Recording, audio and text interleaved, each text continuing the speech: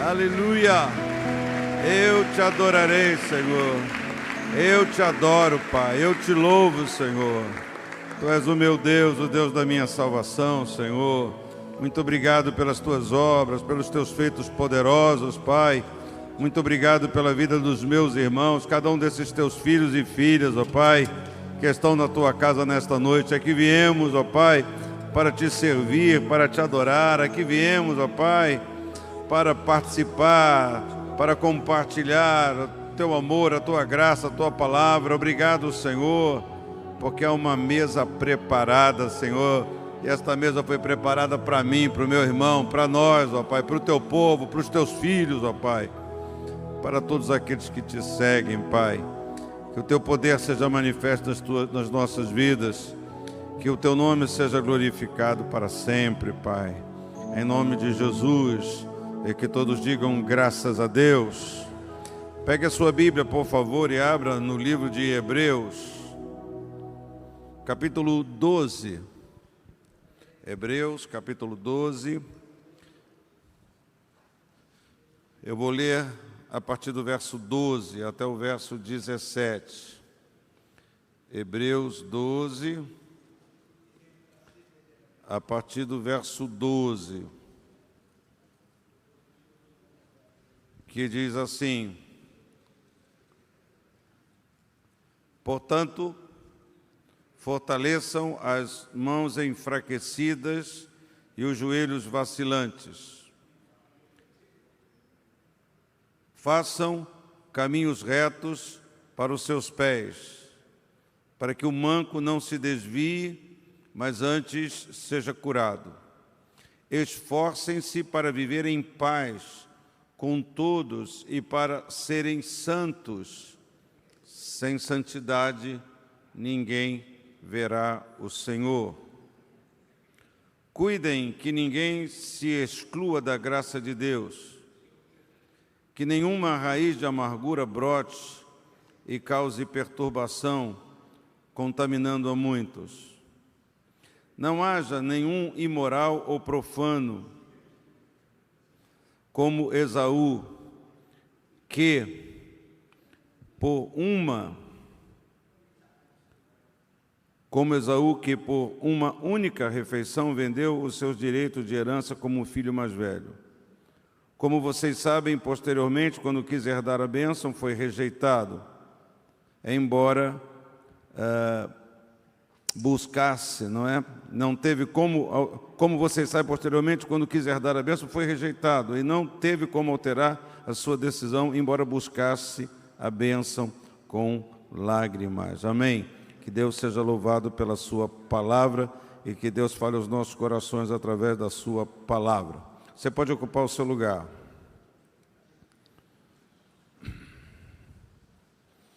Quero falar sobre amargura, como vencer a amargura. Parece que a amargura é uma coisa que tem ganho muito espaço no coração de muitas pessoas, do ser humano, e também no coração de muitos irmãos. Eu falo com muitas pessoas e até com alguns colegas que, no meio das suas conversas, dos seus questionamentos, eles revelam um certo acúmulo no seu coração de sentimentos e de ressentimentos. Eu imagino que eu não precise explicar muito o que é a amargura. Se bem que, guarde essa palavra, sempre é importante a gente consultar o significado da palavra. É muito importante. Eu ouvi uma crítica de um pastor recentemente sobre estas festas do interior, Festa e Vida, essas comemorações da igreja, fazendo uma relação com estas celebrações que as igrejas evangélicas fazem com a festa para os santos católicos, as festas de junho. Eu fui ao dicionário, eu fui saber lá a origem da festa da festa, não, da dança da quadrilha. E a crítica do pastor foi que algumas igrejas têm uma dança de quadrilha. E eu fui consultar isso. E a dança, a quadrilha, ela remonta de 1700 e pouco em Paris.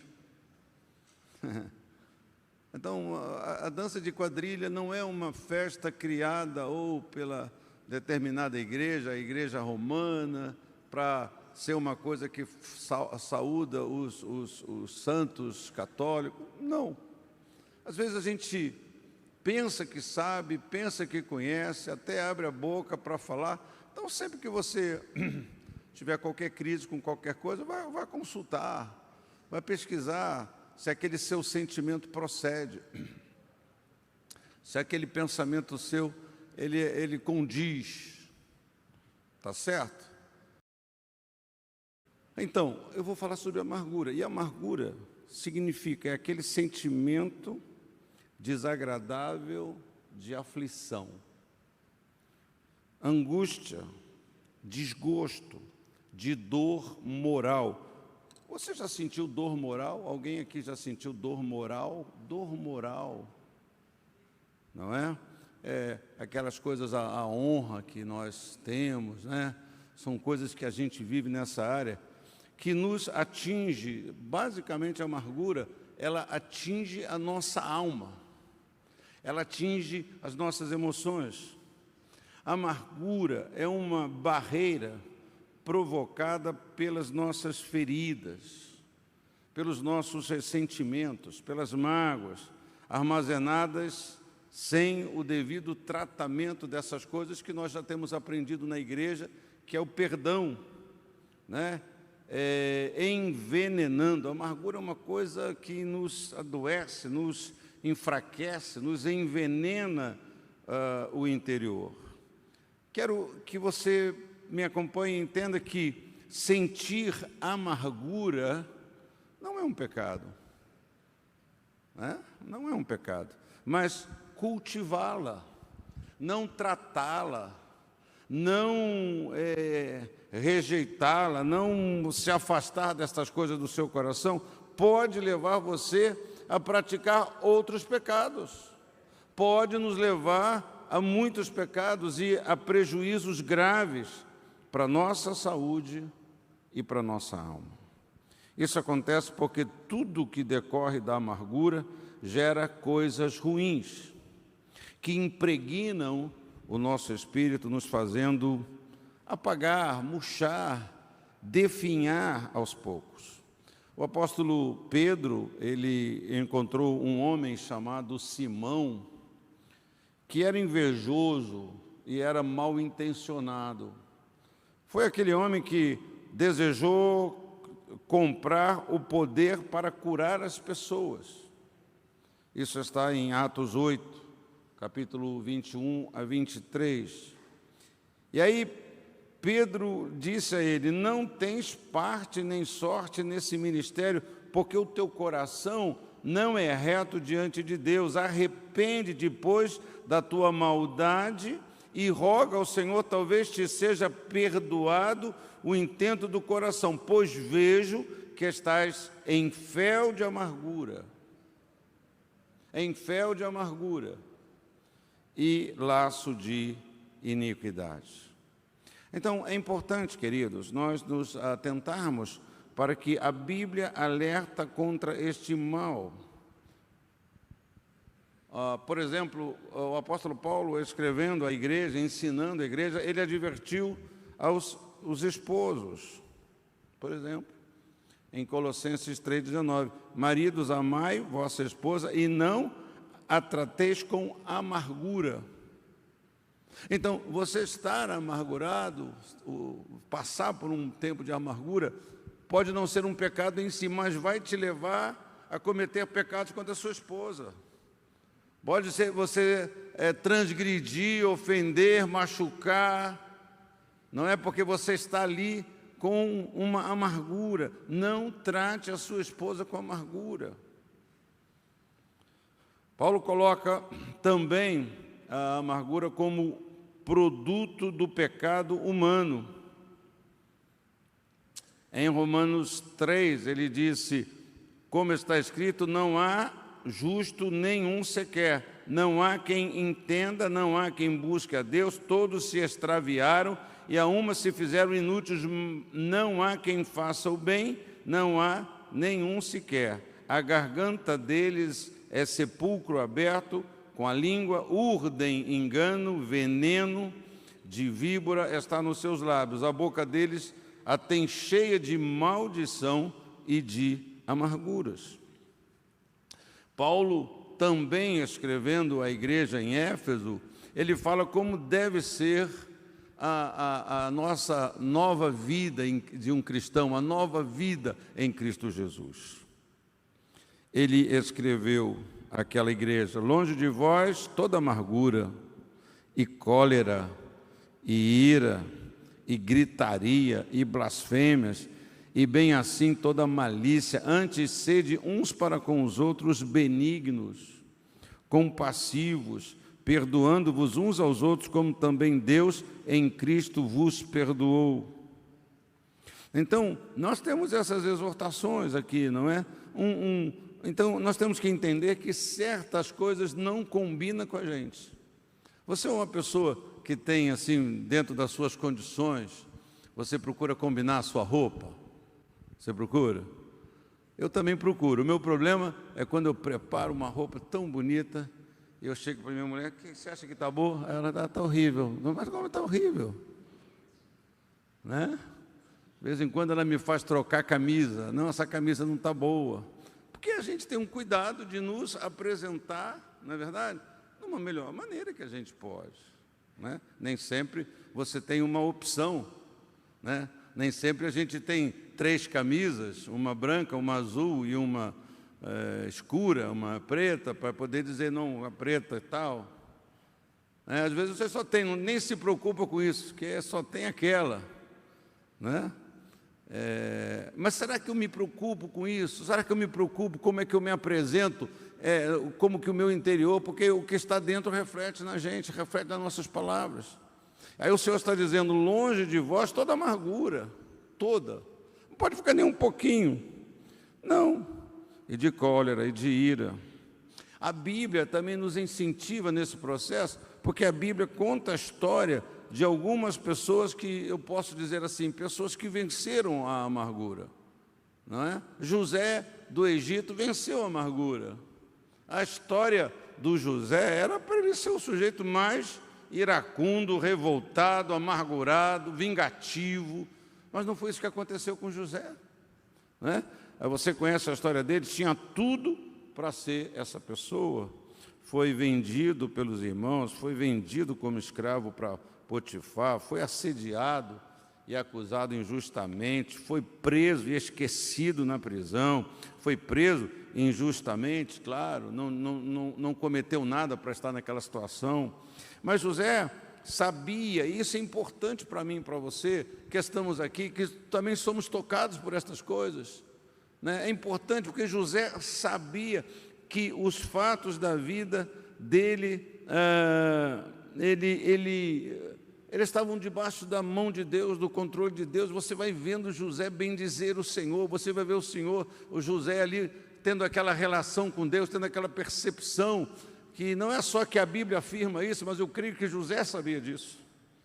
Nosso problema às vezes é que nem tudo que a Bíblia afirma você está sabendo, está crendo, porque as coisas que a palavra de Deus diz, nós tomamos conhecimento delas, nós entendemos delas quando nós cremos no Senhor. Elas se tornam palpáveis, verdade, prática, quando nós confiamos no Senhor, quando nós acreditamos no Senhor, quando nós acreditamos na promessa de Deus. Então José estava ali sabendo que a sua vida estava debaixo do controle de Deus, que Deus, tudo o que estava acontecendo fazia parte do plano de Deus para a sua vida, para o seu futuro, tudo que Deus tinha preparado para ele. Ele não pegava aquilo e usava como combustível para aumentar e manter a sua amargura. Está vendo? Eu tenho razão para ser amargurado. Está vendo? Olha, eu tenho razão para reagir assim. Não, ele usava, ele canalizava para o seu crescimento e para a sua aproximação maior de Deus. Que coisa estranha, que coisa ruim, quando a gente sofre, e mesmo até no sofrimento, a gente não canaliza aquilo para nos aproximar de Deus, para buscar mais a Deus, para estarmos mais aos pés do Senhor, para chegarmos à conclusão de que nós precisamos servir mais, nós precisamos estar mais diante do Senhor, nós precisamos dedicar mais tempo ao Senhor. Não, José, ele fez isso. E por isso, o resultado no seu coração não foi dominado, não foi prevaleceu, não, se ele em algum momento ele falou assim, pô, que irmãos miseráveis que eu tenho, se em algum momento ele sofreu decepção, é claro que sim. Mas ele confiava no plano de Deus, e foi isso que ele declarou à sua família anos mais tarde. Agora, pois, não vos entristeçais, nem vos irriteis contra vós mesmos, por me haverdes vendido para aqui, porque para a conservação da vida Deus me enviou adiante de vós. Então, quem confia na soberania de Deus, procura entender melhor as situações de amargura e as vence confiando na soberania de Deus. Porque a amargura, você sabe, você já ouviu essa frase, eu estou precisando falar, não é verdade? Estou precisando falar, já passou por isso? Você passa por uma situação, né? A gente até às vezes erra nesse processo, porque a gente fala às vezes na primeira pessoa que a gente vê e nem sempre ela é a melhor pessoa para abrir o coração. Mas eu preciso falar. Isso aqui está me sufocando. Usamos uma expressão suave para falar assim, eu preciso vomitar. A pessoa fala assim, eu preciso colocar para fora, que é a mesma coisa que vomitar. Eu preciso colocar para fora. Você sabe que você não resolve a amargura assim. Você pode colocar tudo para fora e você vai continuar uma pessoa amargurada. Um outro sentimento, isso você pode, nós precisamos falar. Pecado, nós precisamos confessar, por exemplo. Nós precisamos, se confessar os vossos pecados, Ele é fiel para perdoar. Beleza. Mas a amargura, a gente não, o processo não nos cura. Aliás, quando você coloca para fora toda a amargura para o seu coração, para todas as pessoas que cruzam o seu caminho, você está, na verdade, contaminando aquelas pessoas.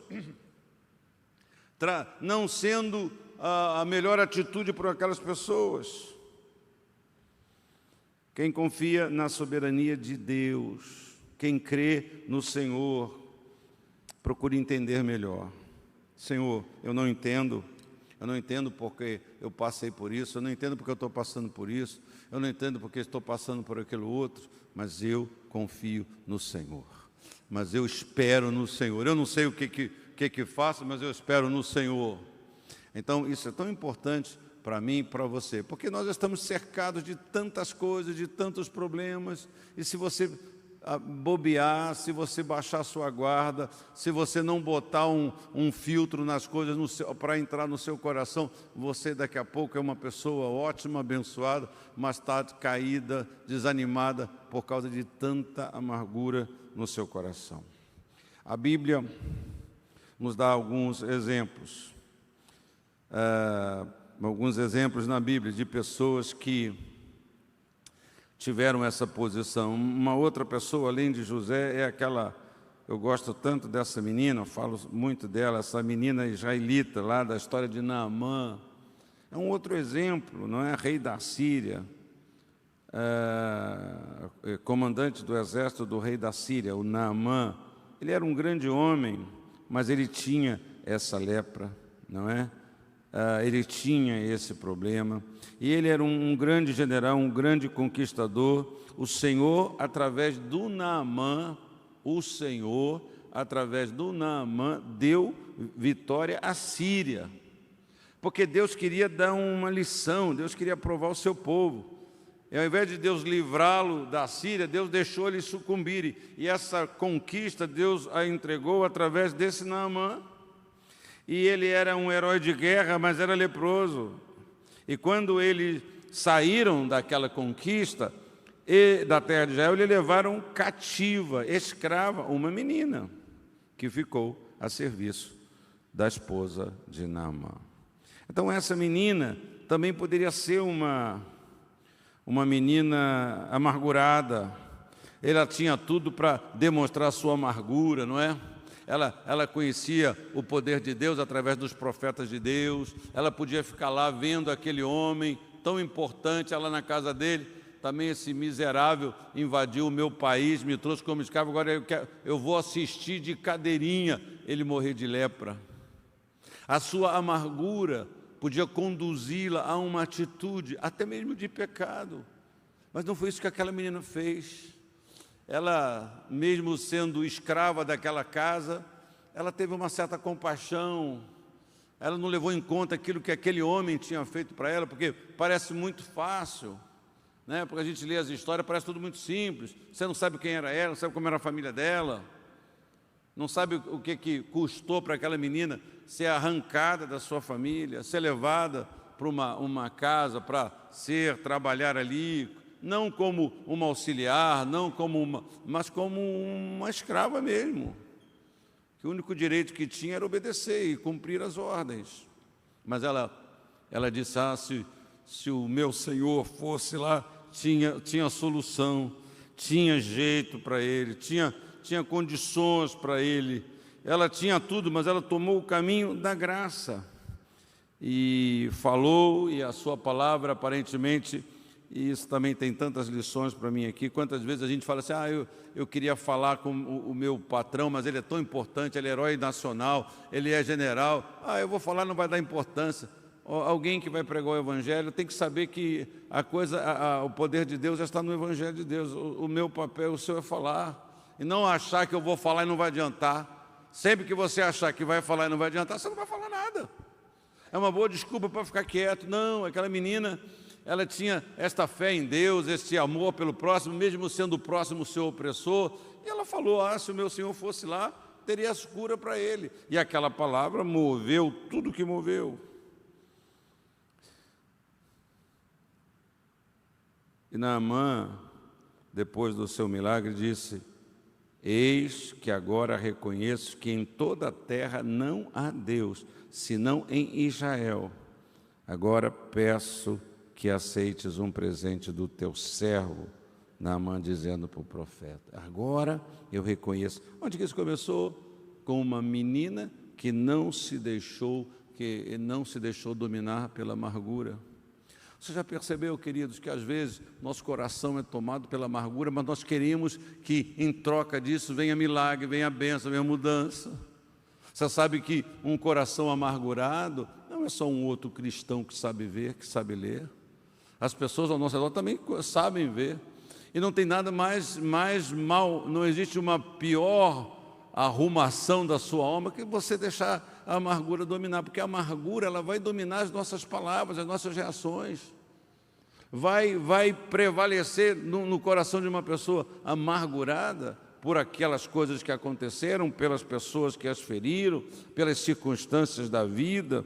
Como é que vai prosperar uma pessoa amargurada contra Deus? Você vai orar, você vai dizer, Deus, Tu és bom, Deus, eu confio em Ti. Não.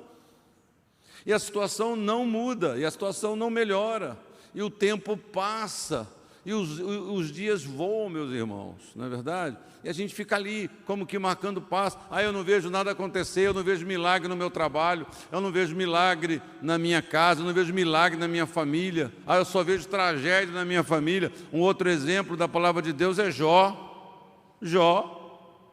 né? Jó passou pelo que ele passou, ele perdeu. Jó tinha tudo para estar amargurado. Ele não perdeu metade do rebanho, ele perdeu tudo. Ele não ficou agora, mais ou menos, ele ficou zero, ele ficou para baixo, ele ficou numa situação muito difícil. Ele não pegou uma gripe, ele não teve uma baixa de imunidade, não, ele ficou todo emperebado, ele ficou todo purgando, ele ficou todo escorrendo. E aquilo que escorria dele era um negócio complicado, fedido, podre, infecção. Você já foi no hospital visitar alguém com algum tipo de problema, de algum tipo de ferida? Você já viu alguém cuidar de uma perna com uma ferida? O cheiro que sai dali, né? É um cheiro de morte, é um cheiro de carne podre, é um cheiro de carne que está apodrecendo. Imagina Jó, sentado, que ponto ele chegou, né? Não sei se ele tinha unha, eu sei que ele se raspava com... Eu que gosto que alguém me coce as minhas costas, qualquer dia eu vou me coçar com um caco, para ver se é bom. O caquinho de telha deve acabar com a coceira rápido, além de arranhar você toda, a sua carne toda, não é verdade? Então Jó é outra pessoa. E Jó, ele viveu a amargura. A amargura alcançou Jó, né? Ele chegou a estar, penso eu, pela narrativa do seu livro, com muita amargura. Sua alma chegou a ser tomada por esse veneno, né? No capítulo 10, versículo 1, ele diz: estou cansado de viver, vou me desabafar e falar da amargura que eu tenho no coração. Mas Jó não ficou nesse, mas o Senhor disse que a desabafar não adianta. Sim, desabafar não adianta quando a gente fala para as pessoas. Há uma regra muito simples, irmão. Quando você quer resolver um problema, você tem que falar com a pessoa certa.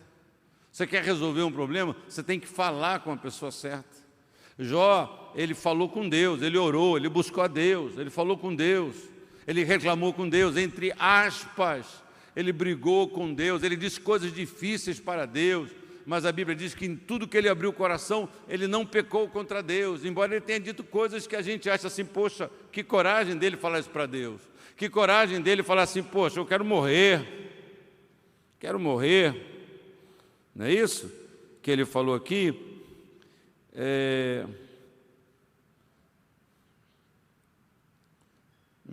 Meu texto aqui correu, pronto, já estou em Jó de novo.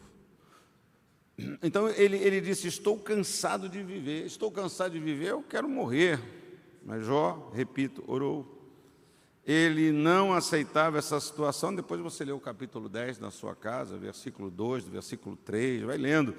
Ele disse, ó meu Deus, não me condenes, dize-me de que me acusas, tu mesmo me criastes, como então pode ter prazer em me maltratar e desprezar, em aprovar os planos dos maus?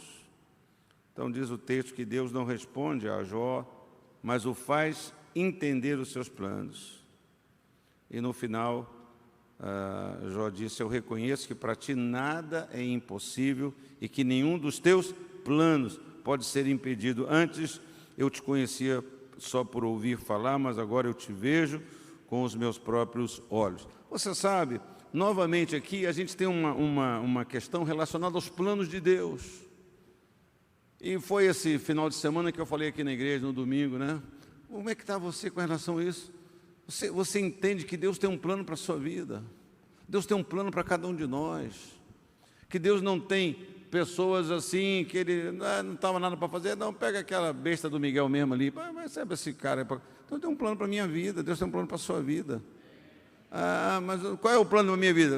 Você tem que andar com Ele, você tem que buscar Ele, você tem que ouvir dEle, né? Mas em linha geral, o plano de Deus para nós, além de eu crer que Deus tem um plano específico para você, para te usar, para te abençoar, para você ser um canal dele, para você ser um atalaia dele, para você ser um intercessor, para você ser um evangelista, para você pregar a palavra de Deus, para você dar testemunho dele. Deus tem um plano para nós, para a vida de cada um de nós. Então nós temos que crer, e Deus tem as suas promessas para nós, né? de cuidar de nós, de prover para a nossa vida, né? Diz para nós, olha, não anda preocupado com isso e com aquilo, né? Não anda, porque Deus ele tem cuidado de vós. A crise de alguns de nós é porque nós queremos muita coisa, queremos muito, queremos além do que nós temos condições até de ter e de lidar. Por isso que a gente tem que parar e reconhecer o nosso caminho para com Deus, não é verdade? Ele sabe a medida, ele sabe o plano que tem para cada um, né? Muitas vezes nós queremos prosperar, ficar ricos e tal, e não sei mais o quê. Sei, mas como que é o nosso coração? Qual é a nossa motivação? Eu queria... quantos de nós... Eu não sei porque as pessoas que querem, têm o desejo de ter muita condição, elas não pedem a Deus para Deus lhe dar o dom de dar, o dom de contribuir. O dom de contribuir, eu não acho que ele é dado só para rico. Não. Eu acho que ele pode ser dado para qualquer pessoa. Porque contribuir com o outro também não é só dinheiro. Tem gente que tem muito dinheiro e pode pagar para você o melhor hospital do mundo, mas não vai estar lá do seu lado. Não vai dar o tempo dele para você. Então, e às vezes o que a gente precisa é alguém do nosso lado, é alguém que nos... Então você pode dar, você pode ter esse dom de contribuir para a edificação, contribuir para a cura, contribuir para a provisão na vida daquela pessoa. Por isso a Bíblia diz, se você pode dar, não negue a quem te pede. Se alguém vai na tua porta e me dá um pedaço de pão, se você tem um pedaço de pão e não der, não é? Você está errado. Às vezes os sentimentos entram no nosso coração, não é verdade, irmãos? Um sujeito que nem eu, que já fui tanto enganado, tão passado para trás, às vezes a gente quer ter uma resistência a isso. Às vezes a gente quer ser meio esperto. Você é um malandro, eu não tenho obrigação de dar nada a uma pessoa que é desonesta. É verdade.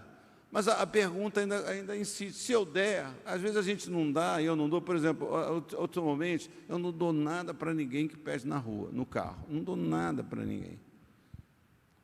Não ajudo em nada. Quando eu vejo criança, quando eu vejo mulher com criança no colo, pedindo uma ajuda, uma moedinha, quando eu vejo alguém que está com uma criança pequenininha fazendo malabares em frente ao carro, que aquela criança está ali, né? Que alguém esteja vendendo alguma coisa, trabalhando, tudo bem, mas você usar daquilo para justificativa, muito complicado. Você está ajudando? Será que eu estou ajudando? Não estou, não está. A pessoa vai ficar ali. Eu já contei isso para vocês. Há 10 anos atrás, mais de 10 anos atrás, a gente saía da igreja aqui para a nossa casa e nós íamos lanchar numa lanchonetezinha que fazia suco variado, sanduíche lá, aquela omelete, tu gosta? Delicioso, só de clara. Fala a verdade. Omelete só de clara não tem graça nenhuma, não é verdade, irmão? Só se você botar orégano, cebola, alho nele. Aí pode ser isso, também pode ser em outra coisa, não precisa ser no omelete sem graça, né? E a gente estava lá, e meninos de 5, 6 anos, eles conversando. E eles tinham arrecadado R$50. Era um domingo, 10 horas da noite. Meninos de 6 anos, 5 anos. Eles estavam lá, trocando moeda com a loja. E eles falando. Eu falei para a Cátia, meu Deus, se esses meninos trabalharem só de segunda a sexta, eles ganham R$250 por semana. Eles ganham R$1.000 por mês. Um menino de 6 anos, 5 anos. Você acha que ele vai sair daquela vida?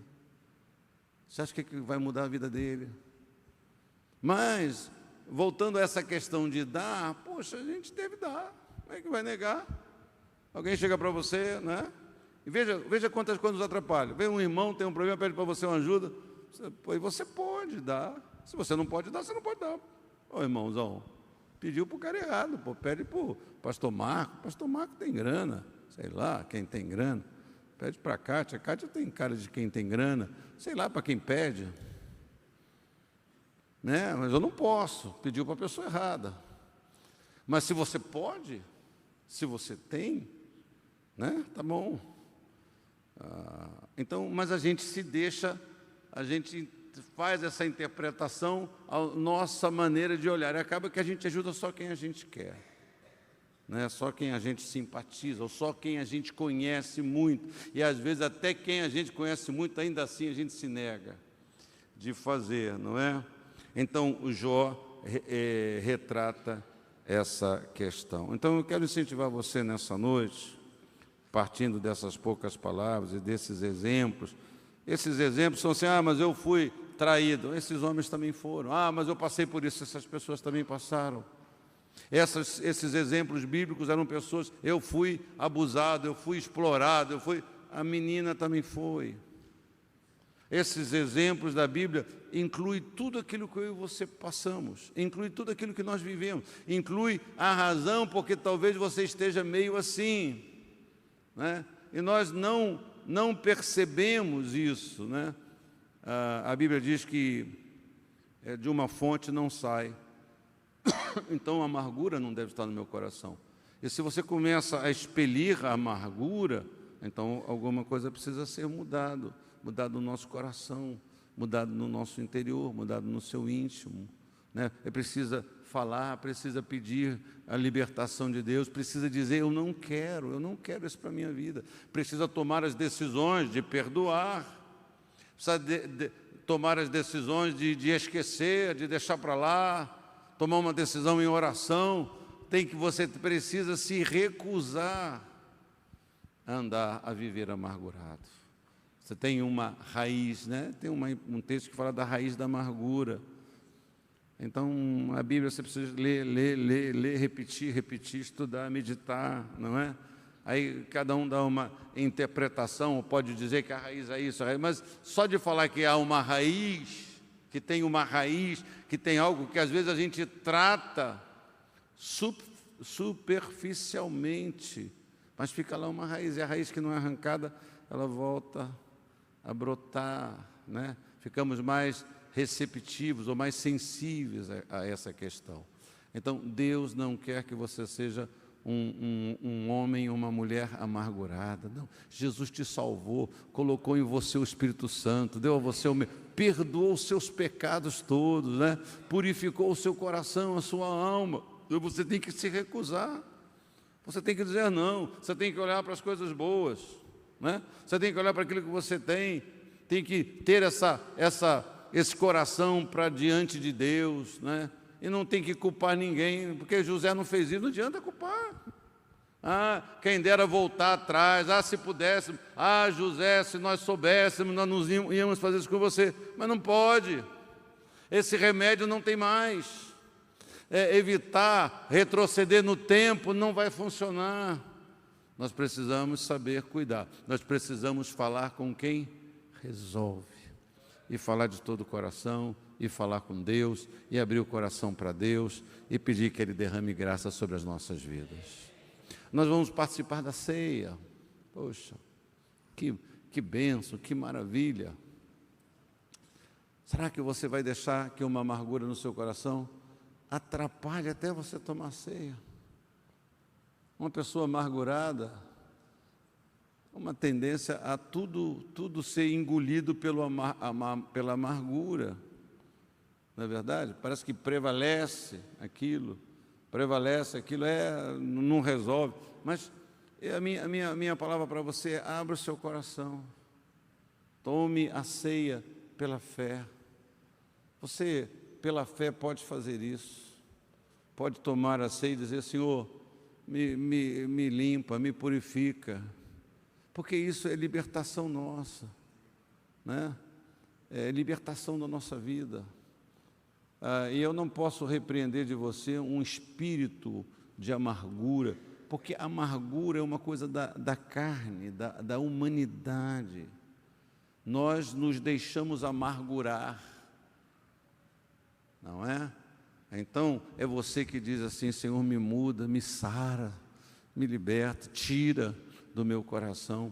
Nós podemos tomar a ceia com esse propósito, Senhor, que ao comer o pão, ao beber, a ceia não foi estabelecida para isso, mas a gente pode fazer da ceia esse ponto de contato com relação à palavra de Deus. Ao nos examinarmos, você fala assim: Senhor, o Senhor está falando comigo. Eu tenho sido um homem amargurado com o que acontece, com o que aconteceu. Eu tenho sido uma mulher amargurada pela traição, pelos problemas. Eu não consigo manter bons pensamentos, só acumulo pensamentos de vingança, não é? Acaba que uma pessoa amargurada é aquela que se alegra com a tristeza do outro, a derrota do outro. Eu já disse aqui na igreja, eu tenho esse cuidado comigo mesmo. Todos os problemas que eu já tive na igreja, traição e mais não sei o quê, aí as pessoas se afastam, e as pessoas parecem que têm aquela coisa de vir contar, e vem me contar problema. Já falei para algumas pessoas: olha, o que eu quero saber dessa pessoa é que ela vai bem, o que eu quero saber é que está caminhando melhor agora. Se eu fui um peso insuportável para a pessoa, então que ela acerte a vida dela. Eu não quero saber que está mal. Eu não vou ficar feliz porque está mal. Então, eu não quero saber. Eu quero saber só uma coisa boa. Se não tem uma coisa para falar sobre uma pessoa, não fale nada para mim, né? É como, porque a pessoa que vem contar, está vendo, ó, fulano fez isso com você, agora está lá pastando e sofrendo e está doente. Não quero saber disso. Eu me recuso a dar ouvidos a essas informações. Agora, se está bem, vou ouvir bem. Ó, fulano está bem, graças a Deus. Acerte, seja uma bênção. Eu não quero me desviar, eu não quero perder a minha paz, nem a minha alegria, nem a minha salvação. Eu não quero perder a pureza do meu coração. E eu enxergo que a amargura é uma coisa ruim, que a amargura é algo que não é fruto do Espírito Santo na nossa vida. Amém, amado irmão? Então você vai curvar a cabeça, faz uma oração, abre o seu coração para Deus. Você está no lugar apropriado para abrir o coração para Deus. Você está no lugar e na hora certa de orar e de dizer: Pai, me ajuda, Pai.